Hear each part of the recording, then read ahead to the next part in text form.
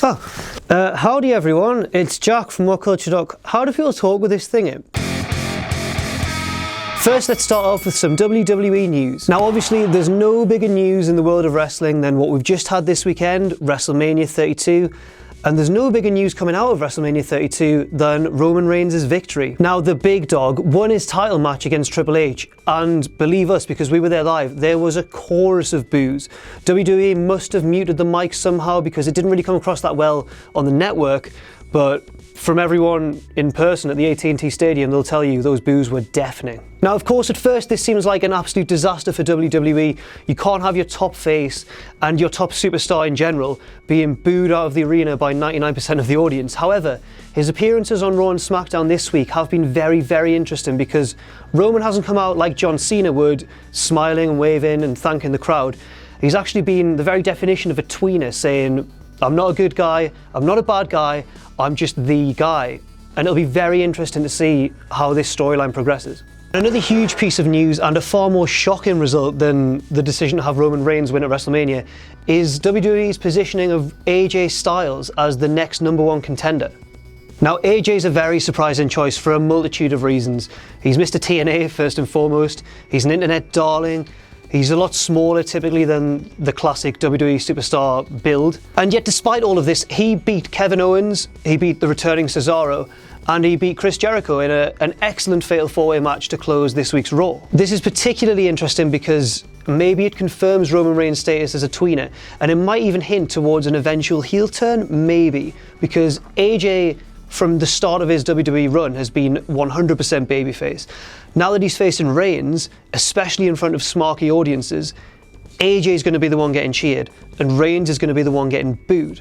Now the only thing left to speculate is whether AJ can actually take the title from Roman.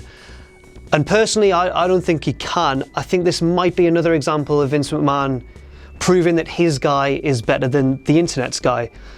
So I guess in conclusion, I'm just going to say, don't get your hopes up, AJ fans. And finally, unfortunately, we do have to report some sad news.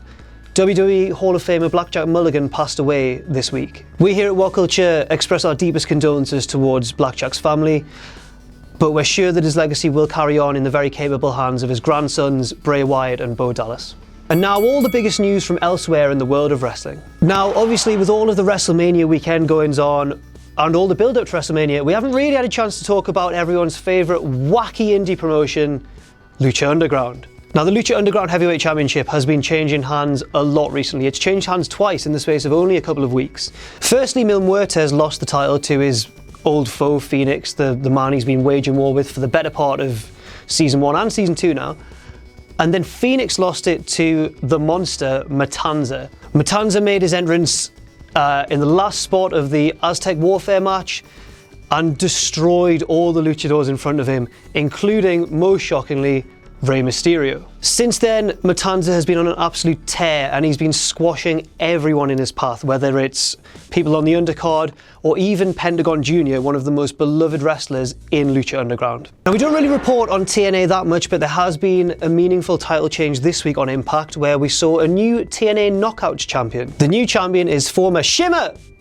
It's in capitals, you've got it, it's not Shimmer, it's Shimmer! Former Shimmer wrestler Jade defeated Gail Kim and Madison Rayne in a triple threat match on Impact this week. Former WWE superstar has filed a lawsuit against the company. Best known as a member of La Resistance, Rene Dupree, no relation to Renee Young, if people were related by first name, cut that out, is attempting to sue the company for the unlicensed use of his image on the WWE network. Dupree claims that this violates a clause of the contract that he signed when he first joined the company back in the early 2000s. Whereas on the other side, WWE's lawyers are reportedly saying that he signed a different contract in 2011, which null and voids the whole thing. And finally, this week's biggest takeaways. Now, first of all, we do have to consider the legacy of WrestleMania 32, because it wasn't as good a show as 31, and it certainly wasn't as good a show as 30. But I think when people look back in years to come, main event aside, they will see it as a very solid show. Secondly, WWE's Global Cruiserweight series, which I think is going to come along in the summer, looks like it could be amazing. Should the company decide to use the talents at their disposal, and rest assured there's going to be indie talents flocking from all corners of the world to try and get involved with this thing. I'm talking about guys like Prince Puma, Will Ospreay, Marty Scurll. Those last two I think me and Sam were in a lift with at WrestleMania and didn't realise, sorry guys. And of course Kota Ibushi, who appeared at NXT TakeOver in the crowd. If WWE used these guys, they are legitimately some of the best talent in the whole world, and it could be one of the defining moments in the 21st century for WWE. And third and finally, and this isn't a serious sort of point, it's not a news piece or a takeaway really, it's just once again another huge thank you to you guys out there, the fans and the subscribers, whether you were at WrestleMania and came to see us, whether you followed along from home. You lot truly make this worthwhile, and you really are the best fans in the world. But I forgot to mention a group of guys who let us stash our camera equipment in their car during WrestleMania, which was so unbelievably helpful considering you can't take equipment into the stadium. You guys made our life so much easier, so a big shout out to Ivan and his friends. You can see one of them run onto the camera during what just happened after Mania. He presents me with a belt. I nearly drop it because it's heavy. I'm not going to thank him for that bit, but apart from that, those four guys, unbelievable, thank you so much. So that's all we've got time for on, I was reaching out for my belt there doing it. So that's all we've got time for on this week's Fast Count. One sec. I've been Jack, your new WhatCulture heavyweight champion of the world. It's been a pleasure. I'll see you soon.